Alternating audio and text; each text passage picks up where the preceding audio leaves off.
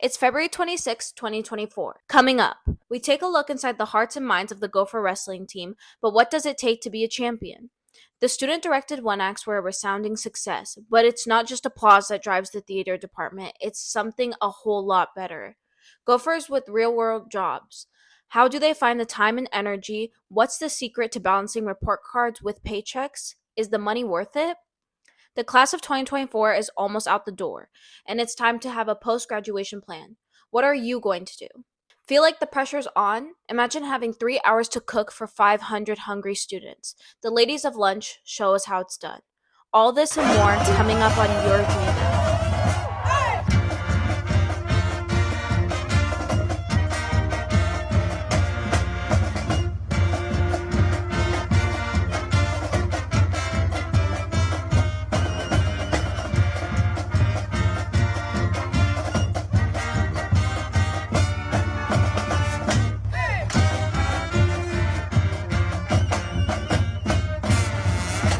Good morning, Gophers! I'm Amy. And I'm Delana. Welcome back to another episode of GNN. This week's question of the week is: how many people use Spotify? A. 574 million, B. 74,000, C. 690 million, or D. 1 billion. Stay tuned to the end of the episode to find out. Make sure to buy our yearbooks for $50. Now here's a special message about senior superlatives.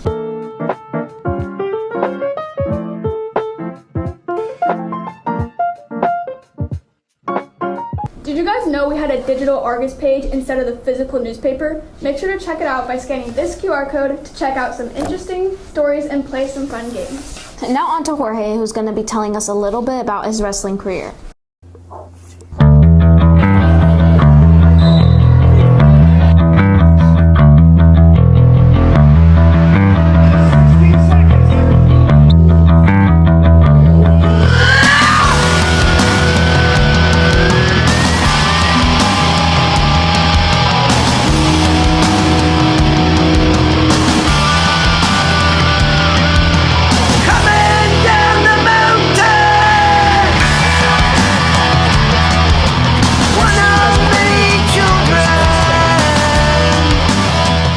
Wrestling doesn't get the attention other sports get.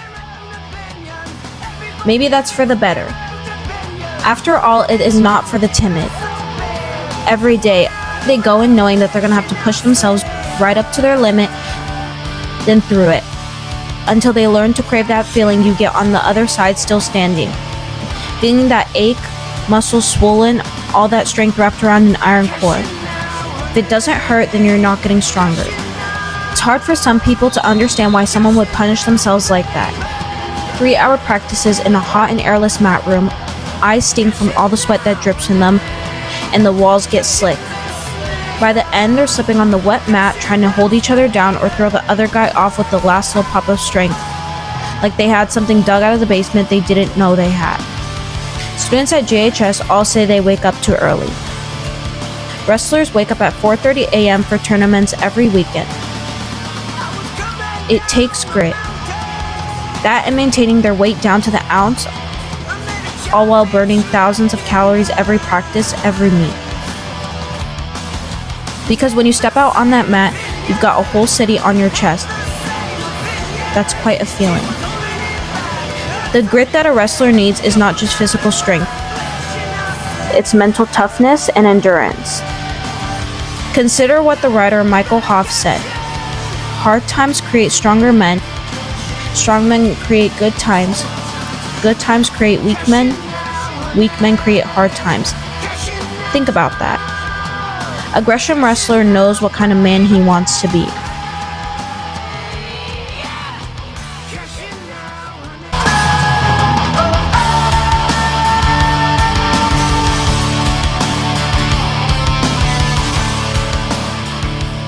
The future is coming up for the class of 2024. Now on to Ruby, who interviewed a couple of people on what their future presents for them.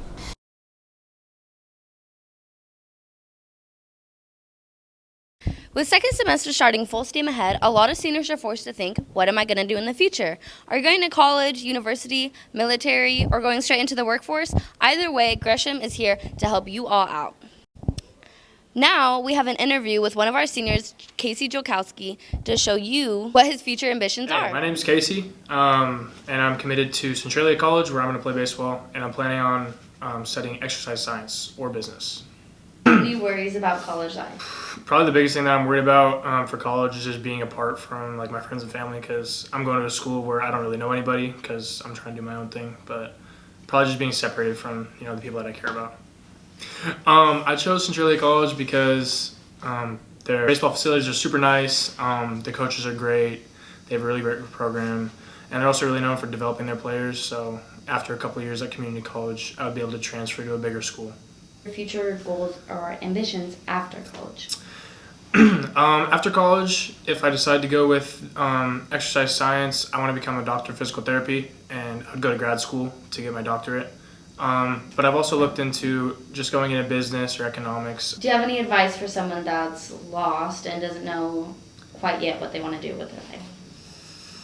Some advice for somebody that is like kind of lost in their journey is to, I think, like go with your gut. Like even if you're not certain, like in your head, if your gut's telling you to do something, then I think you should do it, because it'll never hurt to try something new. And if you try something new and you like it, that's something that you can stick with. Head down to the College and Career Center or email Clifford White if you need any help with the next steps towards the rest of your life. Hey seniors, make sure to complete your extended applications and curlies to be ready for graduation. Hey Amy, what's the most recent thing in your search history? Mine is Mathway. What about you? Mine is Google Translations. Now let's see what the Gopher search history is. Hey guys, welcome back to Gopher on the Street. The question today is, what is your most recent thing in your search history? Portland State University? Yeah. Okay. Oh. We got the schoolwork for sure. Forensics, you feel me? Yeah, real Work, okay. Oh, Pandora, okay.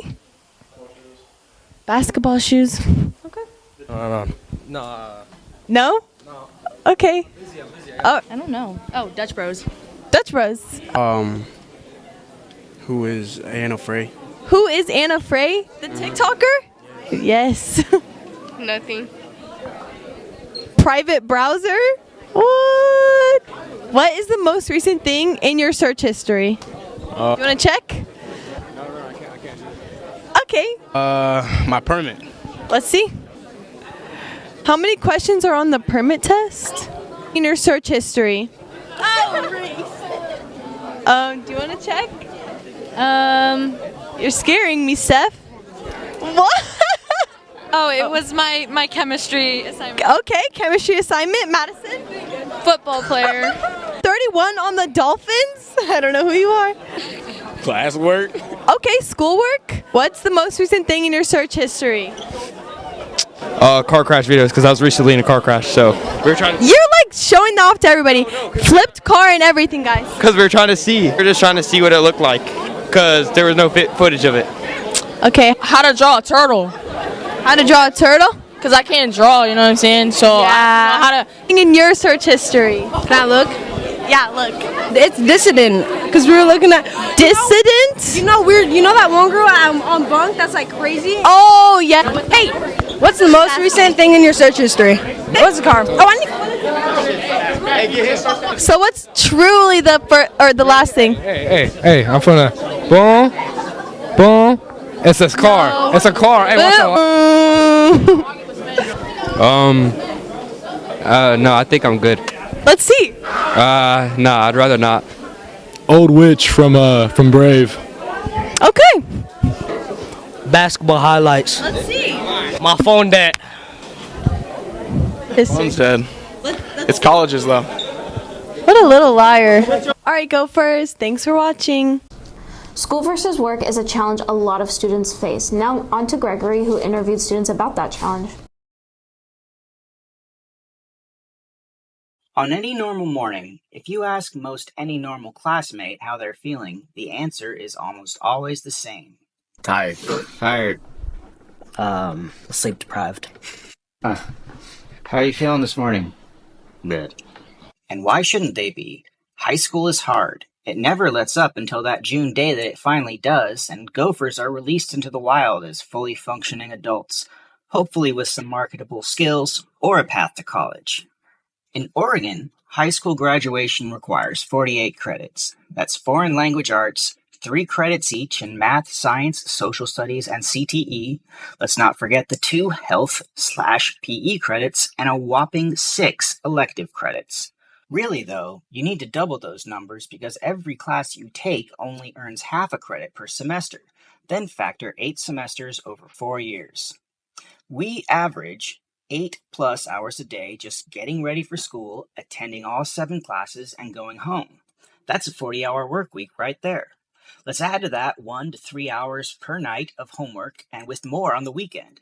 And then there's extracurriculars and clubs. You want to get into a good college, right? Theater, band, choir, sports, ASB, DECA. Now your average classmate is working overtime, 50+ hours a week, 60+ hours a week, all put towards their education and betterment. Maybe I rounded some of those numbers, but any way you look at it, that's a lot. And yet, on top of the many and unrelenting demands of being a student, many of us, whether by choice or necessity, manage to hold down real-world jobs, another schedule to which we are beholden. I decided to interview some of these students who work outside of GHS. I wanted to know what it felt like, what they did it for, and how they balanced their academic expectations with employers who might not necessarily care if their employees were passing all their classes. What I found was eye-opening and surprising. Alright, so I'm here with Logan. And Logan, what do you do for work? I sell my art online, and I also put my designs on clothes and stickers and stuff.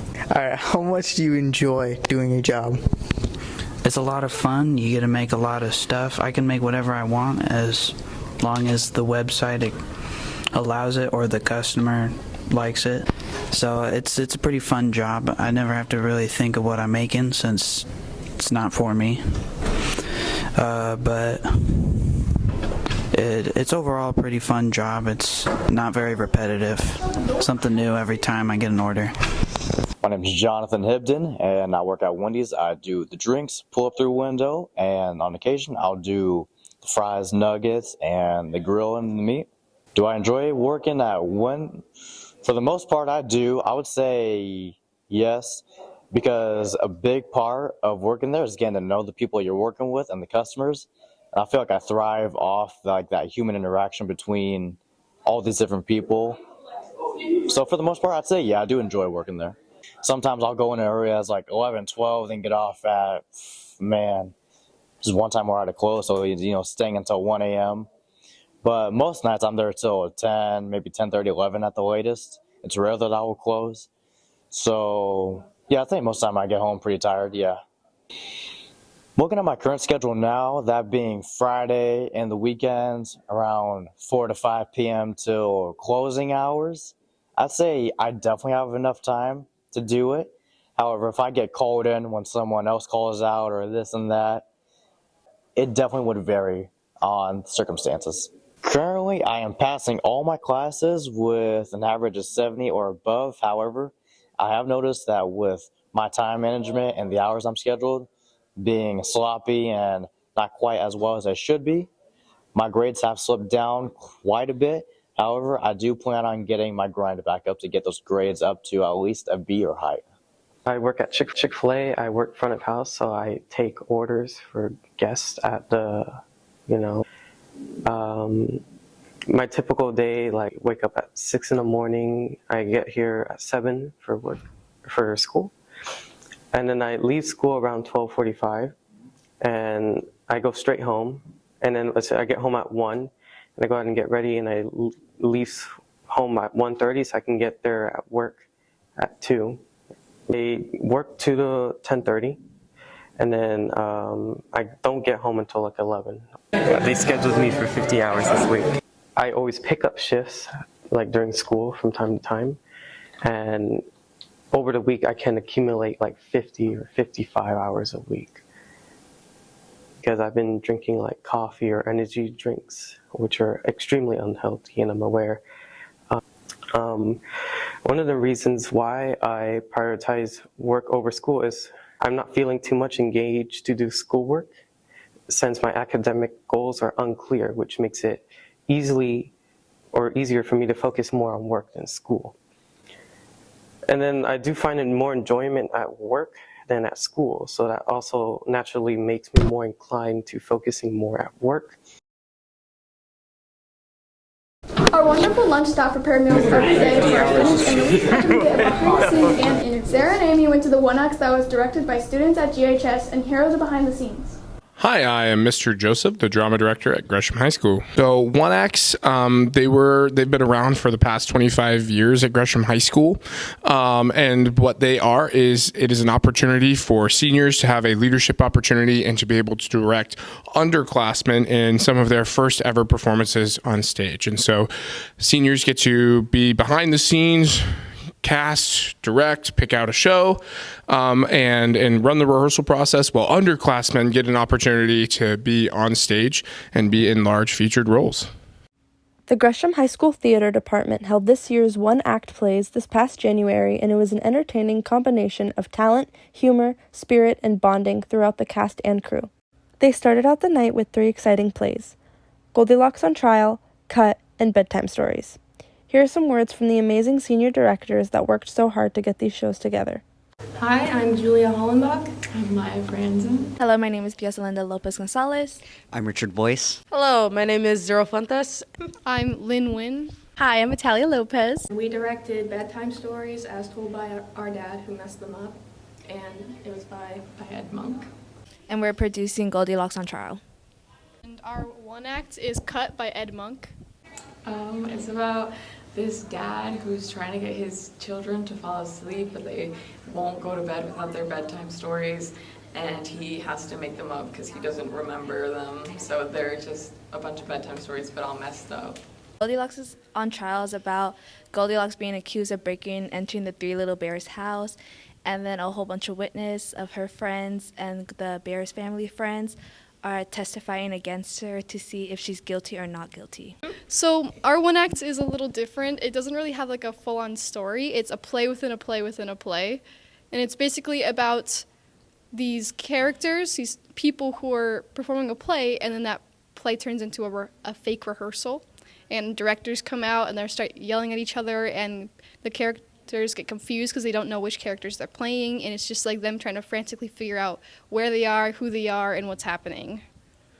Stressful at first, but it was really fun. I enjoyed telling them what to do. It was fun. It was a lot more stress than I thought it was going to be, but I had a lot of fun, and it all ended up being really nice, and they've done a lot of good work. Experience is all the young ones. I like to think that we're going to make a big difference in them since they're our future of our drama department. This was a lot of people's first production, so we definitely had some learning curves along the way.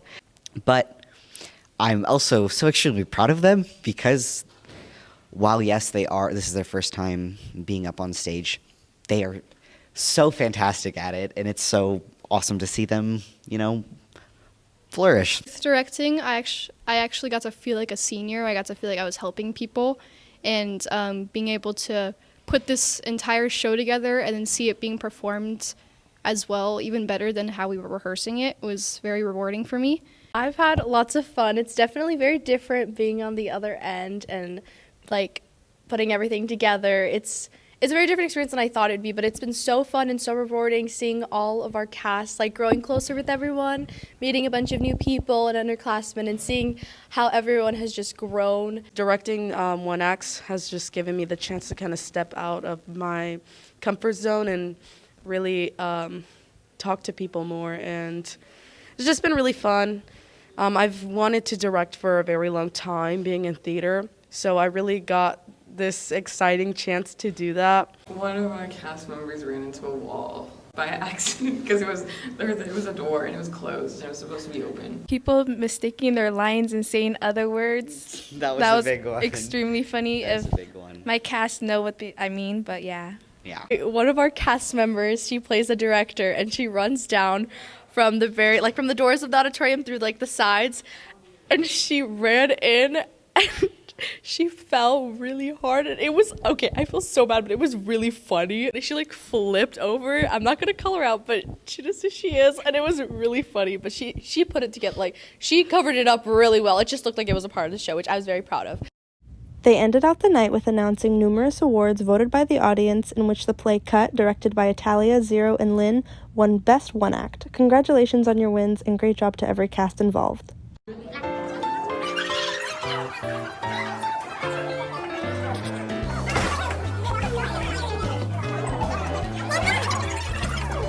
Oh my gosh. Hi, it's nice to meet you. Have you seen my son Wilbur? Oh, yes, I am Dr. Ken Wilbur.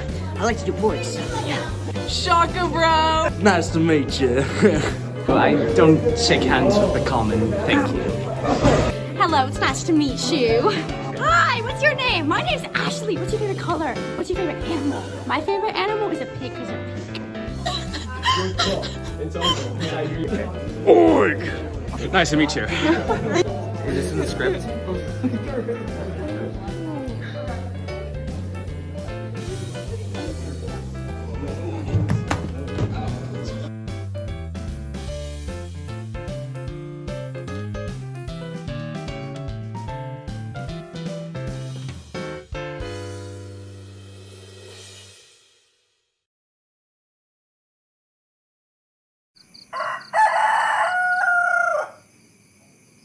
I arrive at 5:30. And after that, In 3 hours, we have to serve for over 400.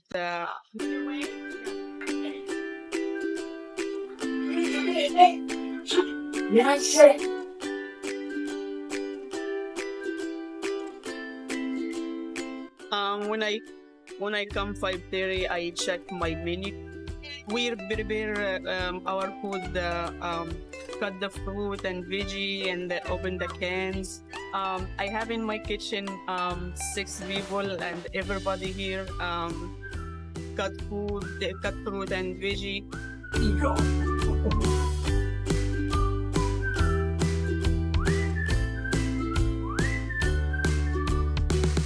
Make salad and dishwasher. Before I serve the menu for breakfast or lunch, I wanted to make sure if everything ready.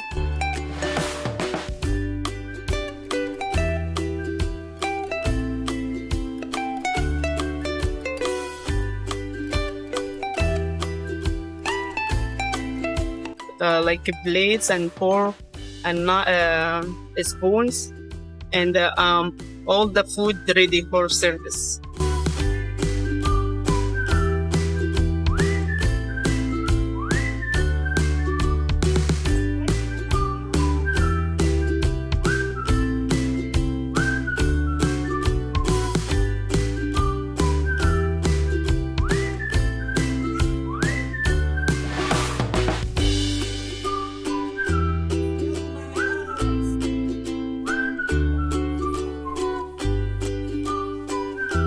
Yeah, it's out. I'll grind it.